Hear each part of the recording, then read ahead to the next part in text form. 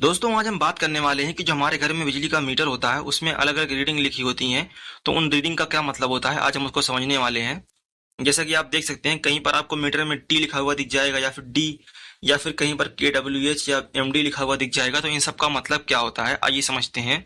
तो जब आप पहले अपने मीटर को चेक करेंगे तो वहां पर आपको एक जगह पर टी लिखा हुआ दिख जाएगा।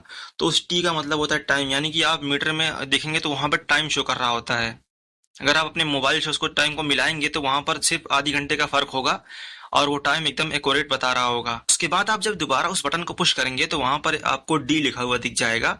अब उस डी का क्या मतलब होता है वो जानते हैं। दोस्तों डी का मतलब होता है डेट, यानी कि वो आज की डेट को शो कर रहा है। यानी कि वहां पर आपको डेट लिखी हुई दिख जाएगी जो भी उस दिन की डेट होगी। उसके बाद जब आप तीसरी बार उसको पुश करेंगे बटन को तो आपको फिर से कुछ नंबर्स लिखे हुए आगे दिख जाएंगे। उसके बाद आपको लास्ट में एन लिखा हुआ दिखेगा। तो उस एन का मतलब होता है नंबर, यानी कि वो हमारे जो मीटर है उसका नंबर शो करेगा। इसे मीटर का एक सीरियल नंबर होता है, उसी सीरियल नंबर को एन से डिनोट किया जाता है। तो वो हमारे मीटर का सीरियल नंबर हो जाएगा। और फिर आप जब उस बटन को दोबारा पुश करेंगे तो वहां पर आपको KWH लिखा हुआ दिख जाएगा। दोस्तों उस KWH का मतलब होता है किलो वाट आवर। दोस्तों ये तो हो गई इसकी फुल फॉर्म। अब इसका मतलब समझते हैं। दोस्तों किलो, जहां पर किलो आ जाता है उसका मतलब होता है 1000। जैसे कि आपने देखा होगा जो वेटिंग मशीन होती है जहां पर तराजू वगैरह होता है तो वहां पर एक बटखरा जिसको बोलते हैं वो होता है ना। तो वो 1 किलो का होता है। तो 1 किलो मतलब क्या, उसमें 1000 ग्राम होते हैं। तो वैसे ही यहाँ पर जब 1 किलो वाट है तो 1 किलो वाट में कितने होते हैं, 1000 वाट होते हैं। अब दोस्तों जब 1000 वाट जो है 1 घंटे तक चलेगा, यानी कि मान लीजिए मेरे पास कोई सामान है या पंखा, मान लीजिए पंखा वैसे 1000 वाट का होता नहीं है लेकिन मान लेते हैं कि मेरे पास एक पंखा है जो कि 1000 वाट का है। तब वो 1000 वाट का पंखा अगर मैं 1 घंटे तक चलाता हूँ तो वो जो 1 घंटे में उस पावर को इस्तेमाल करेगा उसी को बोलेंगे 1 किलो वाट आवर, या फिर हम उसको 1 यूनिट भी बोल सकते हैं। जब भी आप देखेंगे आपके घर का जो बिजली का बिल आता है वो यूनिट में आता है। तो यूनिट में क्यों आता है दोस्तों, यूनिट का मतलब ही होता है KWH को ही यूनिट भी बोलते हैं। यानी कि आपने जो भी लोड चलाया है वो कितनी देर तक चलाया है, कितने वाट का था, वो सबको मिला करके जो एक महीने का पूरा सम होता है उसी को वो लोग यूनिट में कन्वर्ट कर देते हैं। उसके बाद जब आप दोबारा उस बटन को पुश करेंगे तो आपको MD लिखा हुआ दिख जाएगा। MD का मतलब होता है मैक्सिमम डिमांड। तो MD का फुल फॉर्म तो हो गया मैक्सिमम डिमांड, लेकिन अब इसका मतलब क्या होता है ये समझते हैं। जैसे कि मान लीजिए आपने 1 किलोवाट यानी कि 1000 वाट का कनेक्शन ले रखा है, ठीक है। जो घर का कनेक्शन होता है वो वाट में आता है, यानी कि कितने वाट का आपने कनेक्शन ले रखा है। जैसे कि आपने मान लीजिए 1 किलोवाट का ले रखा है या फिर 2 किलोवाट का ले रखा है। तो हम मान लेते हैं कि आपने 1 किलोवाट यानी कि 1000 वाट का कनेक्शन ले रखा है, लेकिन आपने गलती से 1500 वाट इस्तेमाल कर लिया। तो वो जो 1500 वाट आपने इस्तेमाल किया है, यानी कि उसमें से आपने 500 वाट ज़्यादा इस्तेमाल कर लिया जितना आपने लिया था। तो वो जो आपने 500 वाट ज़्यादा इस्तेमाल किया है तो वो कहाँ पर शो करेगा, वो मीटर में एक जगह होती है जहाँ पर MD लिखा होता है वहाँ पर ही शो करेगा। वहाँ पर दिखाएगा कि आपने 1.5 KW यानी कि आपने 1.5 किलोवाट इस्तेमाल किया, यानी कि 1500 वाट इस्तेमाल किया है। और फिर जब रीडिंग वाले आएंगे आपके घर पर, यानी कि जो मीटर की रीडिंग करने आते हैं, तो वो लोग उस रीडिंग में देखेंगे कि आपने 1.5 किलोवाट इस्तेमाल किया है। तो वो जो रीडिंग वाले आएंगे वो लोग देखेंगे उसमें कि आपने 500 वाट ज़्यादा इस्तेमाल किया है। उसके लिए आपके ऊपर पेनल्टी लग जाएगी और वो शायद 100 रुपये से 200 रुपये के बीच में हो सकती है। दोस्तों BP का मतलब तो हो गया बिलिंग पैरामीटर, लेकिन BP सिर्फ अकेला सिंगल नहीं आता, इसके आगे 1 से लेकर के कुछ नंबर्स लिखे होते हैं 6 तक। चाहे वो BP1 लिखा होगा, चाहे वो BP2 या BP3 या BP6 तक कुछ भी लिखा हो सकता है। अब इन 6 नंबर्स का क्या मतलब होता है ये समझते हैं। जहां पर आपको BP1 लिखा हुआ दिख जाएगा, यानी कि वो पिछले महीने की रीडिंग को बता रहा है। जैसे कि मान लीजिए अगर इस महीने जो है दिसंबर का महीना चल रहा है तो जो रीडिंग आप देखेंगे BP1 में वो एक महीने पहले की, यानी कि नवंबर की 1 तारीख से लेकर के 30 तारीख तक की रीडिंग को वो बताएगा। लेकिन उसके बाद अगर आप देखेंगे BP2 लिखा हुआ है तो BP2 आज से 2 महीने पहले की रीडिंग है, यानी कि अगर आज दिसंबर चल रहा है तो ये 1 अक्टूबर से लेकर के 30 अक्टूबर तक की रीडिंग को बता रहा है। उसके बाद अगर ये BP3 लिखकर दिखा रहा है तो यानी कि ये 3 महीने पहले की रीडिंग है।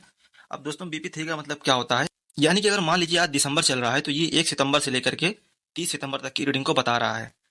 उसके बाद अब BP4 आता है। अब दोस्तों BP4 का क्या मतलब होता है, यानी कि ये आज से 4 महीने पहले की रीडिंग को बता रहा है। यानी कि अगर आज दिसंबर चल रहा है तो ये 1 अगस्त से लेकर के 30 अगस्त तक की रीडिंग को बता रहा है। उसके बाद अगर यहाँ पर BP5 लिखा हुआ है तो उसका मतलब होता है आज से 5 महीने पहले की रीडिंग। यानी कि अगर आज दिसंबर चल रहा है तो ये आज से 5 महीने पहले जुलाई चल रहा था, तो ये 1 जुलाई से लेकर के 30 जुलाई तक की रीडिंग को बता रहा है। उसके बाद आता है BP6, यानी कि आज से 6 महीने पहले की रीडिंग को ये बता रहा है। यानी कि अगर आज दिसंबर चल रहा है तो ये आज से 6 महीने पहले की रीडिंग को बता रहा है, यानी कि 1 जून से लेकर के 30 जून तक की रीडिंग को बता रहा है। अब दोस्तों ये चीज़ें तो हो गई।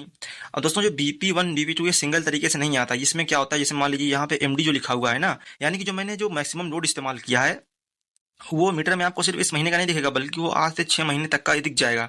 यानी कि आपने आज से 6 महीने पहले तक कितना जो मैक्सिमम लोड इस्तेमाल किया था, 4 महीने पहले कितना इस्तेमाल किया था, 5 महीने पहले कितना इस्तेमाल किया था, 2 महीने पहले आपने कितना लोड इस्तेमाल किया था, ये सब इसमें दिख जाएगा।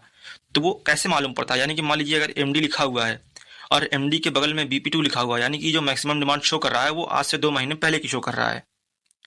यानी कि इसे मान लीजिए BP2 और MD लिखा हुआ है, तो हम ये जानेंगे कि हमारी जो रीडिंग है वो, अगर मान लीजिए दिसंबर चल रहा है आज, तो रीडिंग कब की होगी, वो रीडिंग होगी 1 अक्टूबर से लेकर के 30 अक्टूबर के बीच में हमने कितना मैक्सिमम लोड इस्तेमाल किया है, ये उसकी रीडिंग होगी।